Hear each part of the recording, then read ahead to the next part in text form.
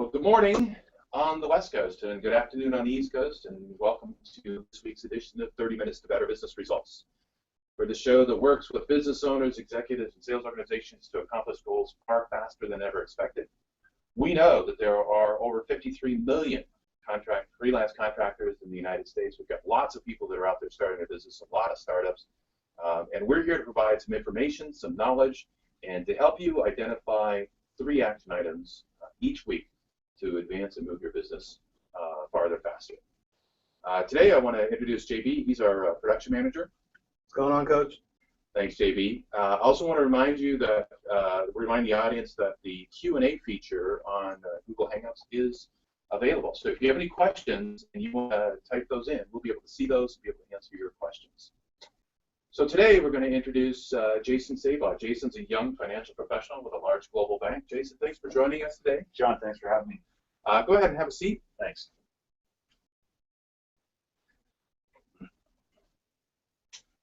So as we get started here today, I always like to ask people a little bit about, why do you do what you do? How'd you get into this business? Tell us a little bit about it. Sure, John. I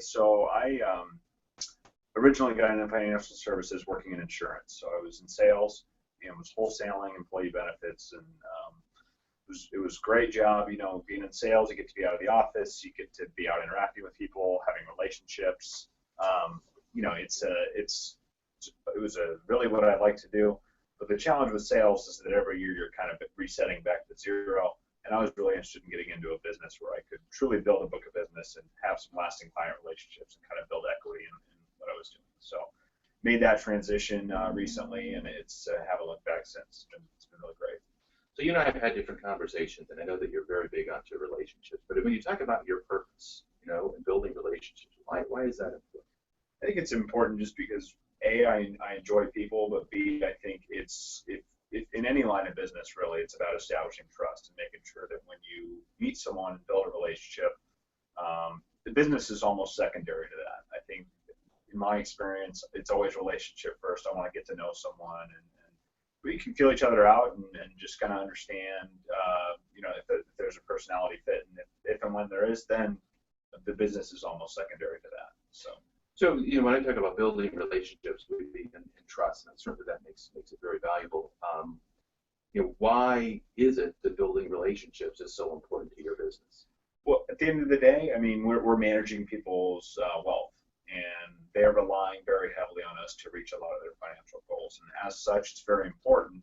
Trust and credibility is a very important piece of that equation. If they're going to trust our team with their retirement, with their children going to college, with their vacation home, their mortgage, whatever it is, it's going to be very critical for them to trust the person and team that they're, Well, because if they don't trust, right, it's going to be very hard for you to serve their best interest. That's correct. Right? They're not going to give you the information. They're not going to share with that. So at the end of the day, we talked about this a little earlier, your desire to serve others and help them get where they want to go is sort of the ultimate end goal, right? That's why you're here, what you're trying to get accomplished.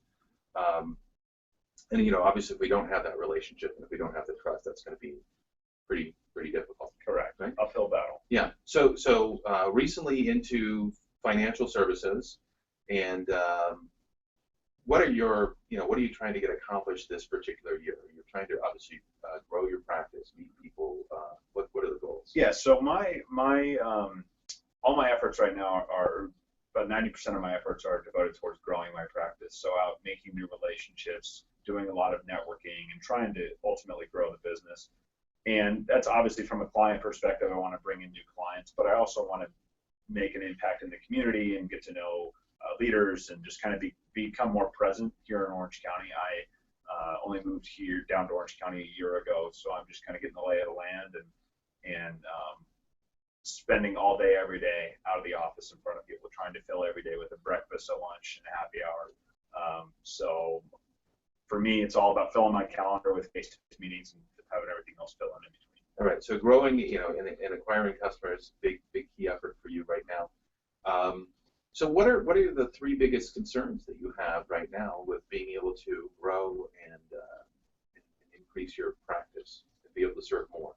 Yeah, I'd say first and foremost, am I going to properly grow my practice, right? I mean, any business owner is going to have that concern first and foremost. Am I doing the right things to grow my practice? And because I have this grand idea of where I think this business can go. And naturally, you have some self-doubt, but I would say that growing my practice first and foremost is of concern. Second, doing the actual work of the, when I do earn that trust of my clients, I do want to be sure that I am indeed holding up my end of the bargain and making sure that their assets are protected and that we remain on pace to truly hit the goals that they've laid out. And then finally, it's always that push-pull between, do I want to be out of the office or do I want to be in the office, making sure that I'm managing portfolios, reviewing everything, making sure everything's up to date. So it's like, do I want to work on business development or do I want to work on doing, kind of doing the work and actually servicing the accounts that I've brought in? So finding that balance is always kind of a moving target for me. That's a balance that every business owner wrestles with. That's very, very common. One of the other things you said is one of your biggest concerns or fears, well, obviously, was being able to spend time with more clients, being able to serve them more effectively. But one of the things, we just came out of this big recession.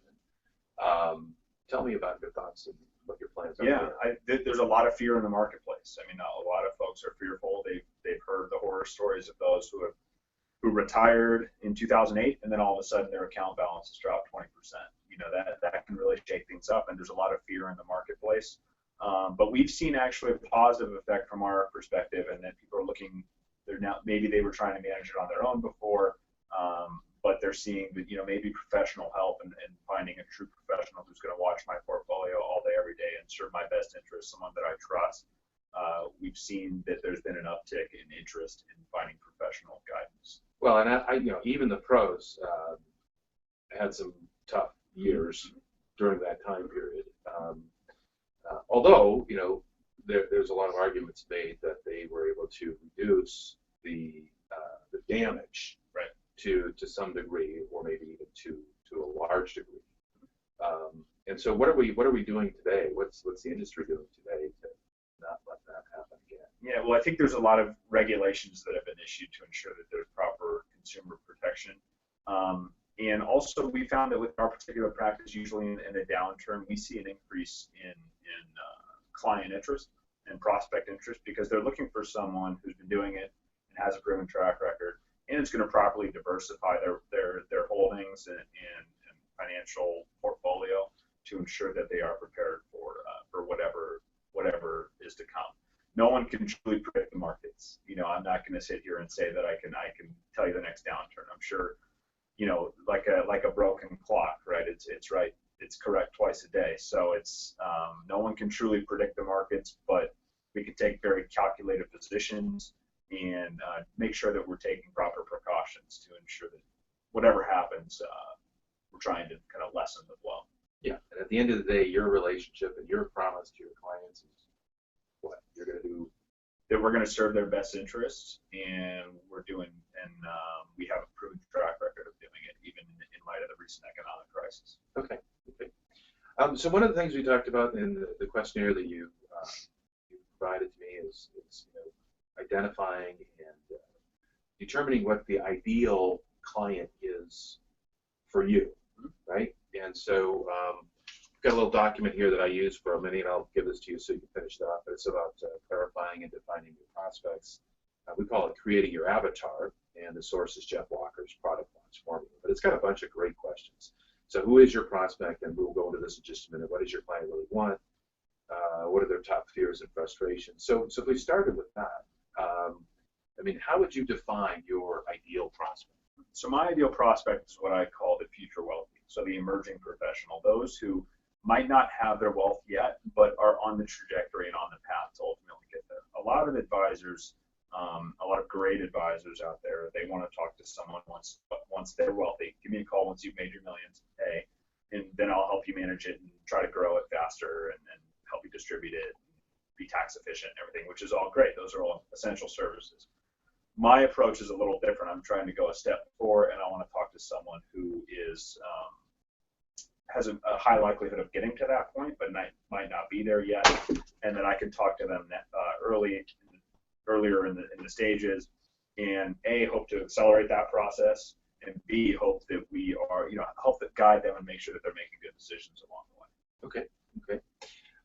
And so in that ideal prospect, and even there's a whole lot of questions. How old are they? I'd say typically under the age of 50. Typically under the age of 50, over 20, maybe Yep. even over 25 or something of that sort. Any particular industries, any particular places where you see that as a likely? I've seen a lot. Yeah, I've seen a lot in technology, because there's a lot of the young bright minds are wanting to get into tech and wanting to get into the startup space, and they kind of have this grand vision. They've seen what happens with the Facebooks and the Snapchats and the Instagrams. You see these you get in, and it's a very attractive environment, I think, for a lot of these professionals. And also, real estate is always a great industry for me to be talking to. I've had quite a few clients come in from commercial real estate and residential, just because they typically understand the investment value, and it kind of resonates with them on a lot of the services that we provide. Okay, so you've got some specialty in the real estate space, commercial real estate, residential real estate space, and the technology space. Had some pretty good success in developing that. So clearly, reaching out and finding more of those people, right, that would fit into that model would make a lot of sense. Definitely. Okay. Now the other thing we talked about briefly, and I'm going to go ahead and show you this thing called the 4 stages of learning, and it's one that shows up on our show all the time because it applies to everybody. Sure, we're all in the middle of this learning thing. But the other thing we talked about was time, right? So how do I manage my time, and how do I effectively know when to go spend time with people, right? And then I've got this research activity. And so what we might do is we'll take a look at this model, and we'll step up to the board here. In fact, let's just do that right now. We'll take a look at this model, and we'll ask ourselves some questions about how we can maybe find more time to spend with the ideal prospect, both from a where are they and how do I find them, but also from a time management standpoint. Sure. Okay. So this is Abraham Maslow's 4 stages of learning, and most people have heard of Abraham. If you took any psychology, he's sort of often referred to as the father of psychology. But he hung out with Jung and Freud and all these other guys back in the 60s. He's most famous for the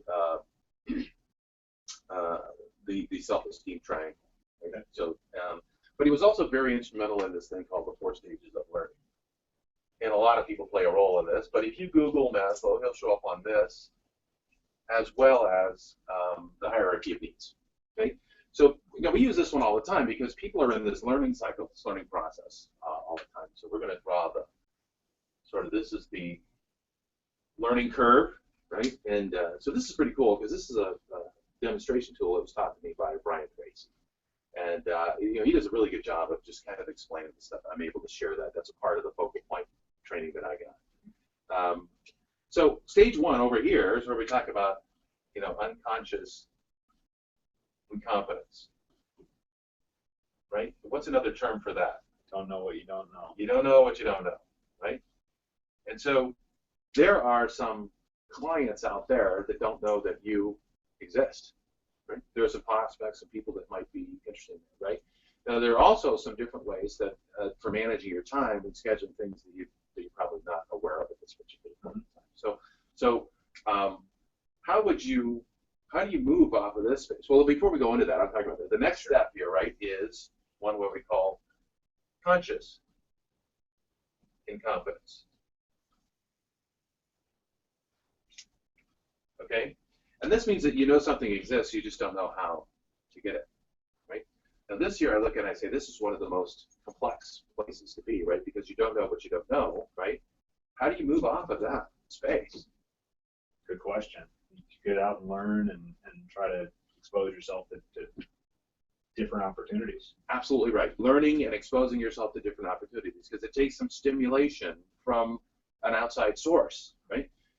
You're driving down the freeway, you see a billboard, right? Did something just pop into your head, right? So where are the great learning opportunities? Where are those available to you? For me, it's all about networking and meeting people and getting to know, stepping outside my comfort zone and finding places that aren't I'm not particularly Okay, comfortable. so it's a great way, right? But we talk about learning, so reading a book. the internet, video, talk show, webinar, all these different things are different ways to expose yourself to this new stuff, right? And it's because you're in this I don't know what I don't know thing that you need to give yourself a little bit of time, and you've got to allocate some information and time to exposing yourself to that stuff, because that'll allow you to move to this next particular level. So now I know what I don't know. Yeah, but at this point here, you can make a decision, right? You actually have the ability to make that choice where you could say, I want to learn some more, right? So if we want to learn some more, we move to the next level, and this is what we call conscious competence, right? And what this means is you know how to do it. Doesn't necessarily mean you're any good at it. It means you know how to do it, right? And so the example I always use is learning to drive a manual transmission car. Now, I don't know, did you ever learn to drive a manual? I did. All right, how did that first week go? It was brutal. It was brutal, yeah, because the car, that whole thing, just because I know when to shift and do this and the other thing doesn't necessarily mean I have the time. Right. And the car then gives you some feedback when you did it incorrectly. And it stalls, hopefully not on some big hill. You're like, and then you just practice, right? And you get better, and you learn that kind of thing. So there are some things in life that practice component is absolutely required to get any particular better at, right? Yeah. You mentioned networking, right? So when you're networking and you're trying to meet people and talk to people and develop relationships, are you really, really good at it at your very first networking event? No, not really. You get in there and you want to try to meet everyone, and then you have 20, 15-second conversations, and you walk out of there feeling like you didn't accomplish anything. Right. So you learn to get better at it, right? And you could read some books on how to get better at networking. You watch a video. You could talk to me. I have all kinds of stuff online, right? So So what happens is we go through this model here where we practice and we get some feedback, right? And in the case of the car, it's telling you when you did it wrong so you can get better. Or in the case of other things, you have to step back, maybe do some evaluation and say, what is it? How do I get better, right? That feedback. Sometimes you can give it yourself. Other times you need it from somebody else, right? Now, I'm a golfer. There's a point in time where you need somebody else to tell you what's going on with your swing, right? And your own eyeballs and your own body cannot figure that out, right? And so you need to get that feedback from somebody else, depending on where you want to try to get your golf game, right? I mean, it's absolutely necessary. But things like role play and activity like that in sales situations, networking situations, often allow you to get that feedback from somebody else, allow you to grow and get better a lot faster. All right, so ultimately then, what happens when we move to the last level, which is called unconscious competence, right? Which means you know what's going on. You're proficient, right? You get to decide how much of an expert you want to be, right? You want to be a race car driver. You just want to be able to get from point A to point B. You get to decide whatever that is. But there's no longer a lot of thinking and effort, right? This is this spot, right? Getting from here to here. There's a whole lot of thinking and energy and effort that gets to do. But once you're here, you're kind of there. You're natural. You kind of know what's going on, right? Yep. Riding a bike, driving a manual transmission car, a lot of different things that fall into that particular bucket. Okay, so let's sit down again and we'll talk about how do we apply this to your questions, right? So one of the things you said is, hey, I've got technology and real estate, commercial real estate and residential real estate. Now we know we're in Orange County and we've got a lot of technology. It's a big real estate hub too, right? One of the most expensive places around to live, and so there's a lot of property, a lot of things like that that are going on.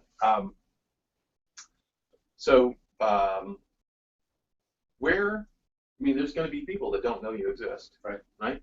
So where are some of the new areas, right? Because you've already learned to meet some people in some places. Where are some of the other ways? What are some of the other ways that people could be exposed to who you are, what you do, and be able to take advantage of your services?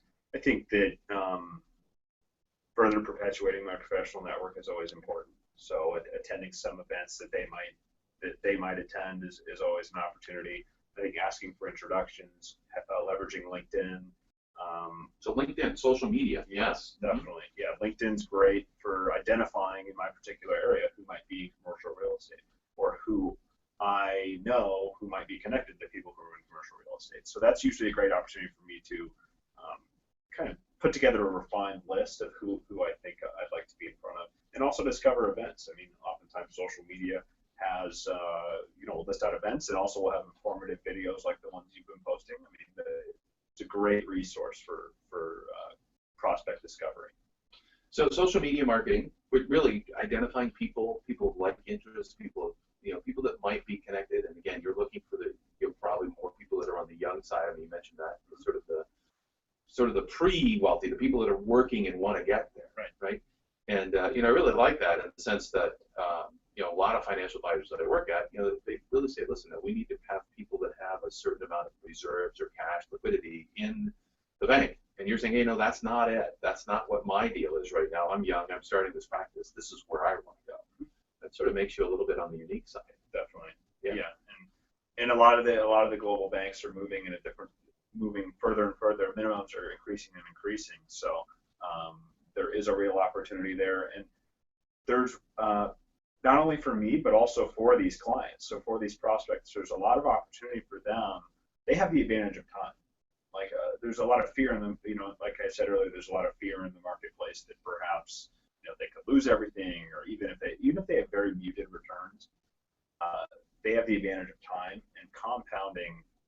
Even a very nominal percentage increase every year over time really begins to build real wealth.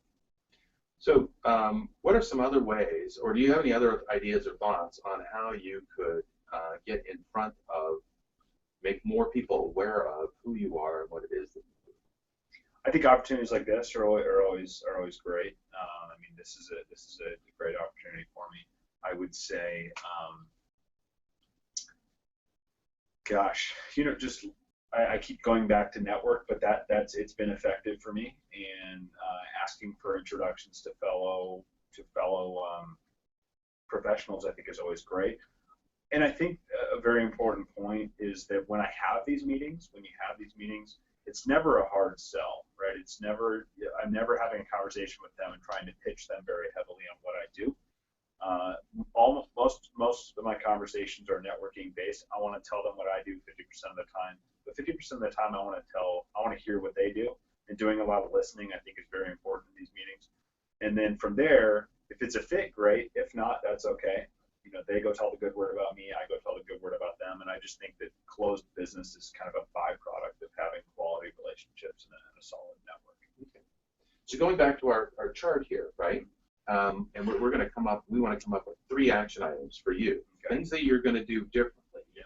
Understanding the conversation that we've had and this model of moving people around. What are the 3 things you think? What's the first most important thing you can do? First most important thing, I think, is as you've mapped out, is taking the first step on that S curve there. I think it's taking a look at the unconscious incompetence, right? So those who don't know about me, or don't know what I do, or don't know that I represent this unique sector of the market. So I think it's creating exposure there. And in order to get there, I think I need to continue my efforts of finding new avenues and new forums to put my brand out there, I guess I'd say. Okay. So new avenues, new forums. We know we've got LinkedIn, we've got network, but let's find some other things, because if we can take the same concept and message, we're really just trying to, I don't want to be so bold as to say billboard it, right? But that's what we're trying to do, is we're trying to get that exposure, because there's nothing you can do to help anybody because they don't know who the heck you are. Right. Okay. So getting some additional exposure, what are the other things that you think you need to do? Let's come up with 2 more. Yeah, I would say the next piece would be really honing in on what it is, who it is that I'm targeting. And that could be your worksheet. I'm glad that you made that available. I definitely plan to dive into that. I think that'll be a great opportunity for me just a great exercise to really define who it is I'm looking for, and that'll kind of help me ready, aim, fire, as opposed to ready, fire, aim. Right, it's like great. Yeah, you want to make sure that you're really focused and zeroed in on who you're targeting. And then the last piece I would say has got to be time management. I think that it's a common pitfall is, okay, like I mentioned earlier, do I want to be out of the office in front of people, finding new opportunities, finding new prospects, or do I want to be back in the office actually doing the work and making sure that we are managing the clients' portfolios and keeping up on them. And I think there's a real opportunity there in working for a large global bank, that we have a lot of resources available to assist me with the latter. So your first step, then, what would you do if you say that I'm going to get better at time management? What's the first step? Yeah, I would say the first step is delegating. I think delegating a lot of or identifying first of all how I'm spending my time, right, and kind of map it out and say, okay, here's how I spent my time. Here's how I plan to spend my time. How close did I actually get to hitting the plan? And then if and when I do identify an opportunity to correct my situation, I think that's when I take a look at some of my internal resources at my employer and see if there are opportunities for them to take on some of that workload that may have kept me chained to my desk, if you will. And then once that's been properly assigned and delegated, that'll free up some time for me to get out of the office and start creating some consciousness for for what it is. What I call intention, yeah, right? What we're really trying to intentionally accomplish something, right? It doesn't happen. I mean, it does sometimes happen due to the random nature of the universe. It does. We call that luck.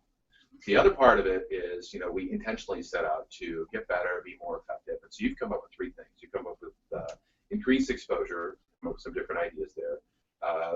Better understand your ideal prospect using maybe this tool here about creating your avatar.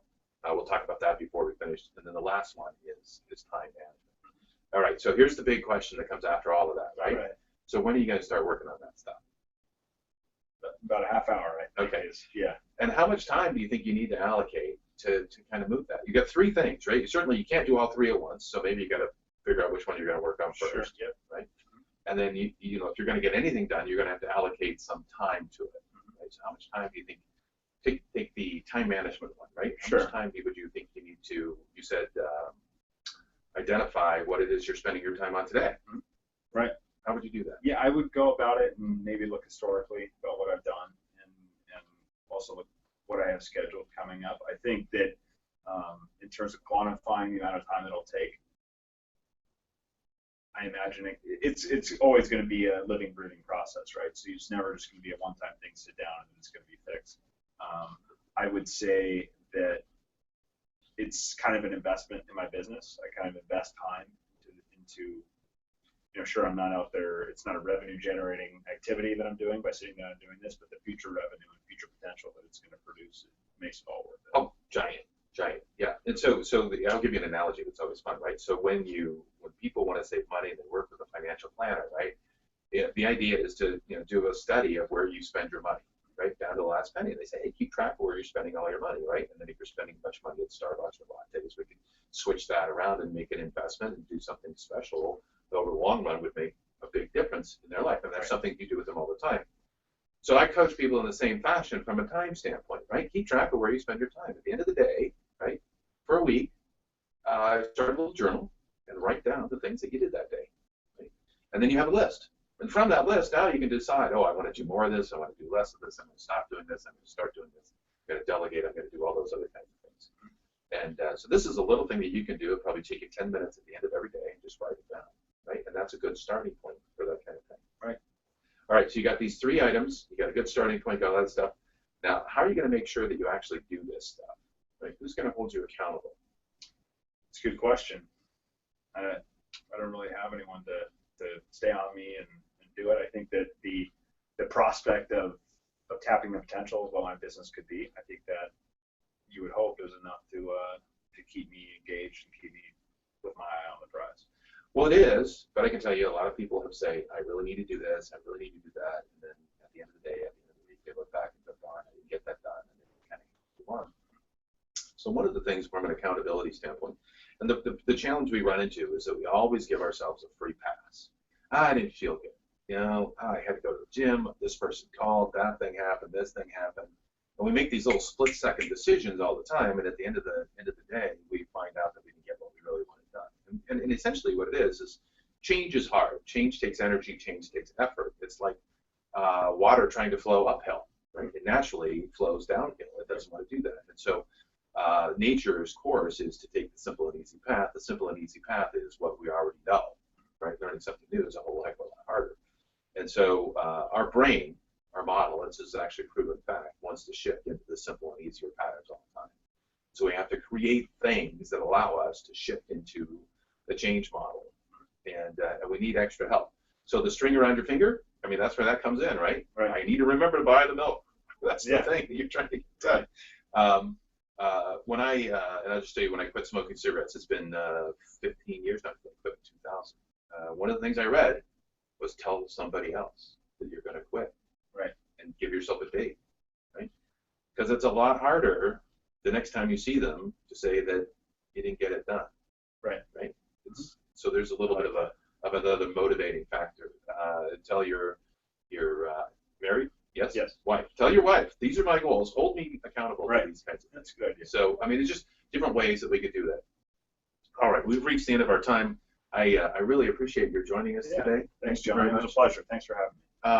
For those of you that are interested, we have this clarifying and define your prospects tool. If you want to reach out to us at www.businesswith.com and fill in the contact sheet and just request this information, we're happy to send it to you.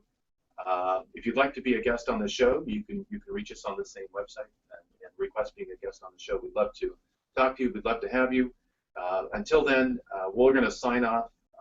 Thanks for joining us, and make it a great week.